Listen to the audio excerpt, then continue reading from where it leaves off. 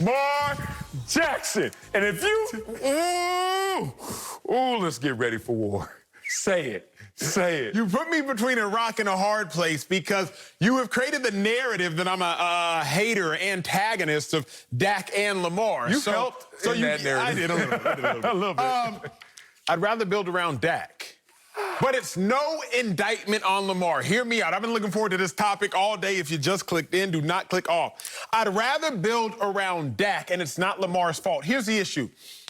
Lamar's unique ability to run a 4-3, to run a 4-4 at the quarterback position, I would be so captivated by that that it would be impossible for me to convince myself and, more importantly, management to ignore that. Okay. So with that being said, I'd be looking at Lamar, and I'd be so enthralled by Lamar's ability to run that I would actually do a disservice to Lamar and a disservice to the team because I wouldn't worry about his passing ability. Marcellus, I was thinking about this morning. You harp on this often. I do. The curse of the gifted. Yes. There we go. The curse of the gifted. Giannis Antetokounmpo, he shoots 60% from the free throw line. Why? Because he can get away with it. Because he can still drop 40 points in back-to-back finals games and 13 and 12 rebounds in back-to-back finals games because he's so gifted.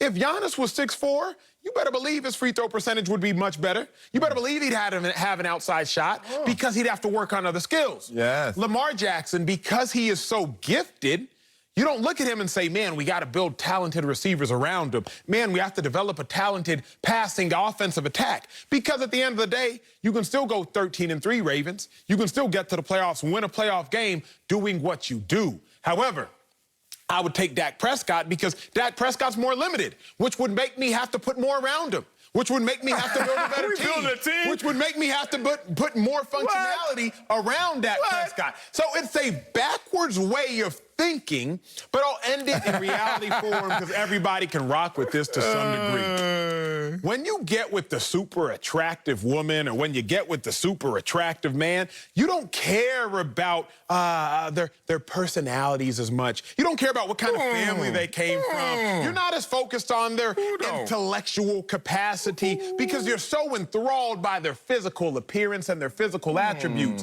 So you get a year into that relationship, dating or marriage, and you realize, man, I probably should have focused more on some of the other important details. I would be so captivated by Lamar Jackson's physical attributes running a 4.3 40 that I wouldn't worry about developing some of the other important details. And not only has that happened to me, it's happened to Greg Roman, the offensive coordinator. It's happened to Harbaugh, the head coach. So that's why I would pick Dak. Man, you had me until you didn't have me, and you didn't have me long. It's Lamar Jackson. And you know I love me some Dak Prescott, but golly, Lamar Jackson. Backwards way of thinking, you're right. You do have a backwards way of thinking. Your backwards way of thinking was, I'm going to build a team with the lesser players so I can have more to build and resources for the other good players. I ain't building my team that way, homeboy. I'll build my team with the better quarterback. And you know who else had a backwards way of thinking? This executive, this anonymous executive who says, well, Lamar's the better all-around football player, but Dak's the better quarterback. You know he's lying.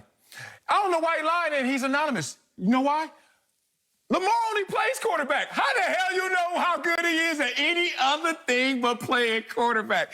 And he plays quarterback better than Dak. And Dak, damn it, when I see you, you better give me a hug.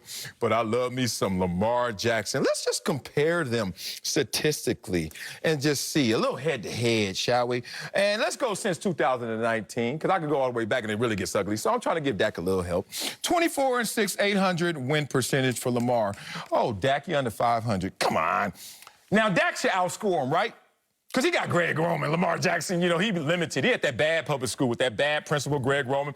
And, look, he ain't got some good classmates. Hollywood ain't that good. And he still outperforms him in points per game, 32-28. How about touchdown to interception? 62-15 versus 39-15. Wait a minute. I give you 62 touchdowns and only 15 picks. And then this dude only get 39 and 15 picks. Passer rate. Let's just add it all up. Marcel, you're talking too much. You got spit coming out your mouth, and I don't understand what you're saying. 106.6 versus 99.7. If Dak is the second highest paid player in NFL history, you want to know who should be the number one? I already know Patrick Mahomes out there with that bad contract. It should be Lamar Jackson, because head-to-head, Dak Prescott doesn't hold up to what Lamar Jackson is. You're right. Nothing. Okay, good. I'm not disagreeing with you that Lamar Jackson is a better player. I'm not disagreeing that Lamar Jackson's a better quarterback. Here's the problem. Here's what you're ignoring, Sal. What you're ignoring is what no Ravens offensive personnel person can ignore. Lamar Jackson's ability to run has been an inhibiting factor to the Baltimore Ravens, and it's not his fault. You've been in locker rooms, Sal, where you see a phenomenal pass rusher. As a result, they don't make them play the run. They're such a good pass rusher that they're like, you know what? We'll get gashed. You just make sure you get off the ball. Yeah, they're going to give you 20 sacks a game, but they're also going to allow 20 sacks a season, but they're also going to allow 20 first downs a game on first down just because they're running the ball right at them. Okay. I used to hear, I think it was, who was that great pass rusher for the Falcons? Jonathan Abram? Oh, yeah, I played with Abraham. Dude was a dude. Abraham, you talking about Jonathan Abraham. Yeah, Jonathan Abraham was a dude. All that. And I used to remember that his mantra was, stop the run on the way to the quarterback. Yeah, I know a few guys like that. Try to be a linebacker behind a guy who's stopping the run on the way to the quarterback. Somebody stopping the run on the way to the quarterback is somebody that's not stopping the run. They're just on the way to the quarterback. Right. With that being said, it's the same parallel I'll draw. So Lamar Jackson is such a captivating runner that you look at him and you're like, you know what? We don't have to worry about the passing game. We don't have to worry about developing you as a passer. We don't have to worry about building around you because you're still pretty good as a runner. You've already won MVP. It's the same thing with Giannis, which you just spent the last 20 minutes telling me bottom 4% all time in playoff history outside the paint.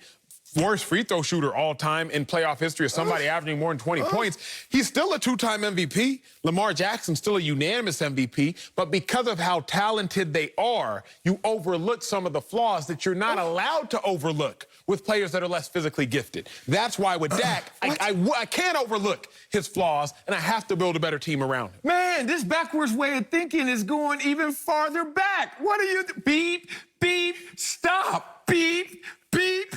But it makes sense. No, it doesn't. How? Unless NFL evaluators and coaches are that dumb. They have been, Greg Roman. Some are bad, and some are not the smartest, but that dumb?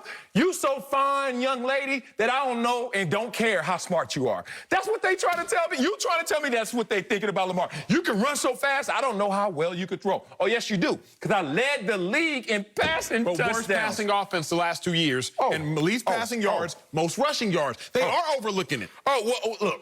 He is handicapped. He is limited being there. Like I said, he's at that badass school where, look, they don't have the resources and they're not applying themselves with the resources that they have. Greg Roman, 8 years as an offensive coordinator, every single year, top 10 in rushing offense, bottom 10 in passing offense. Lamar Jackson is acting a donkey in a system that doesn't want him to act like he does.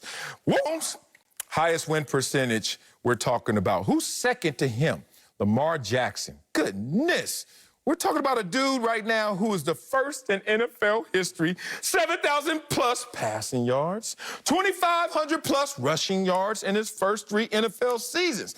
And you want to go with a guy who's limited because you can build around him. Build with the best, and then you will get the best results. If I was up here with somebody who was less mentally adept to handle this concept, I would let it slide and we could go to break. But you are not that individual. Dak's last healthy season, he had the number 2 passing offense. He had the number 5 rushing offense. Because Dak isn't good enough to step on anybody else's toes. Dak does his job. He just sits there, he passes the ball. He tried to run the ball last year, he got hurt. His last healthy season, number 2 passing offense, number 5 rushing offense. Zeke, you do your job, I will do mine. Lamar Jackson is so good that he steps on other people's toes. Last passing offense, but the best rushing offense. Lamar Jackson is the best running back on his team and the best quarterback on his team. You went to a Nigerian wedding a month or 2 ago. I did. Shout out to Dilly. Shout out to the couple of them. And what you know about Nigerian weddings, because Nigerians, we cheap. And so we try to cut costs. I'm telling on us, okay? Talking to my green passports. We try to cut costs. So what we'll do is we'll hire the DJ to also be the MC. So now the DJ got to spin the tracks, but the DJ also got to be welcome in, and he's doing too much. He's stepping on the MC's toes while also trying to be the DJ. Yes, it's efficient. Yes, you can clap for the dude because he's doing 2 jobs, but at the end of the day, you'd rather have somebody who has finite job descriptions because it leads to more success collectively. Cowboys had the #1 total offense in Dak's last healthy season. Yes. Lamar Jackson had the #1 rushing offense in his last healthy season. Because of